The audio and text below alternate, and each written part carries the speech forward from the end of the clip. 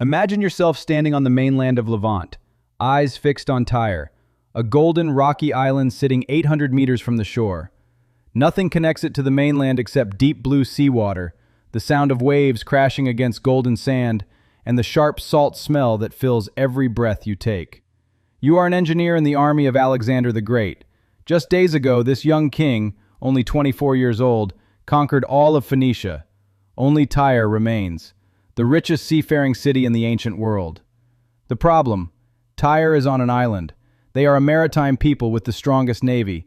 Any direct attack will be a disaster. But Alexander doesn't think like that. Alexander sits through the night, studying a basic map of Tyre. His advisors argue fiercely, "Your Majesty, we have no navy. Tyre is a fortress island. It cannot be breached. We must lay siege and wait." But Alexander, who rivals Napoleon in military brilliance, is not a patient man. He says simply, "If Tyre sits on an island, we will make it sit on land instead." That single sentence changes everything.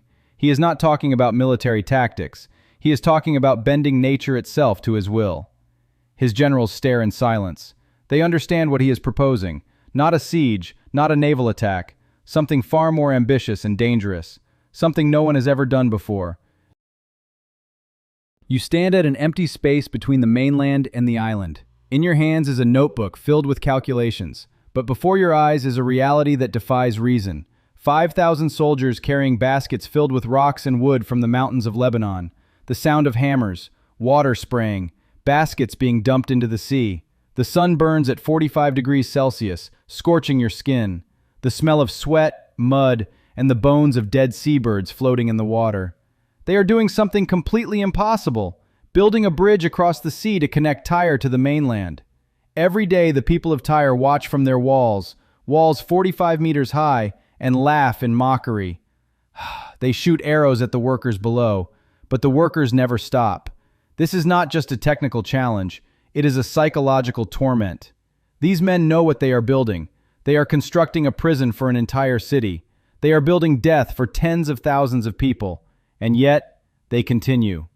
Because the king has spoken, and in the world of Alexander, what the king wants becomes inevitable. You witness a moment that will haunt you forever.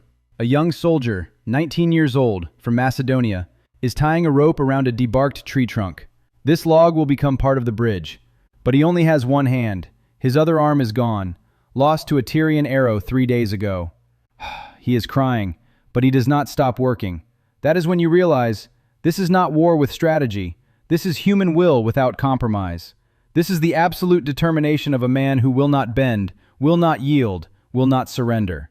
The people of Tyre, watching from their city, begin to feel fear creeping in. They have seen wars before, but never anything like this.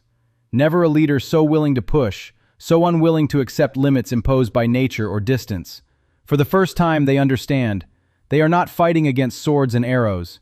They are fighting against the will of a god, or at least, against a man who believes he is one. After 7 months, the bridge is finished. It is not a work of beauty. It is a causeway made of stone, wood, and the bodies of workers who did not survive. Now Alexander can deploy siege machines across this bridge. Catapults are assembled on wooden towers 50 meters high. Soldiers can march across, conquering meter by meter of wall. Tyre, the mightiest city of Phoenicia, is now completely surrounded. The people of Tyre try to fight back. They use fire ships, a military technique recorded by Plutarch himself. But Alexander has prepared. He positions trained naval troops to stop them. Over 2 months of siege, the city is consumed by hunger, disease, and hopelessness. Those who try to escape are shot dead by Alexander's soldiers. Those who try to fight are killed by his weapons. Finally, in October, Alexander's forces break through the gates. 8,000 people of Tyre are killed. 30,000 more are sold into slavery. The story ends, but the scars last forever. So, was this victory worth the cost? Tyre never recovered. The city lost its place as the center of Phoenician trade. It would never again be a military power. The people of Tyre were absorbed into the Hellenistic world. Their children would speak Greek. They would forget they were ever Phoenician. The bridge no longer exists. But beneath the sands of today, its remains still lie. Archaeologists have found traces, stones, fragments of wood, that prove this impossibility was real. But the impact? It changed the entire balance of power in the Mediterranean. Without Tyre's resistance, Egypt fell to Alexander like ripe fruit. From there, he would march to Babylon, conquer Persia, and reach as far as the Indus River. One small city was destroyed, an entire continent was remade. But the price? 12 weeks of terror, 8,000 lives, 30,000 more condemned to slavery, an entire civilization erased from history. The final question: when a leader can build the impossible and kill the innocent to achieve his goals, is that military genius or tyranny? History does not answer this, it only records it. And we, living centuries later, must decide for ourselves. We must live with questions that history can never answer. In the study of ancient history, we are taught to see Alexander the Great as a military genius. But when you look at the details, at the people, at the drowned workers, at the women and children sold as slaves, at the city erased from the map, you realize that genius is just another word for organized cruelty. And history always honors the cruelest victors. We must ask ourselves, would we accept what happened at Tyre if it happened today? Would we call someone a genius if they destroyed a city just to prove they could?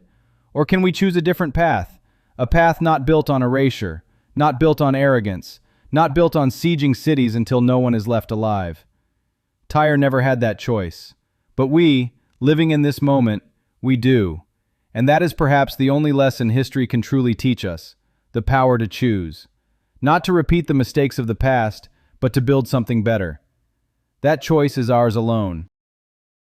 After conquering Babylon, Tyre was the last obstacle to Alexander's control of Phoenicia and Mediterranean trade. His determination at Tyre set a precedent.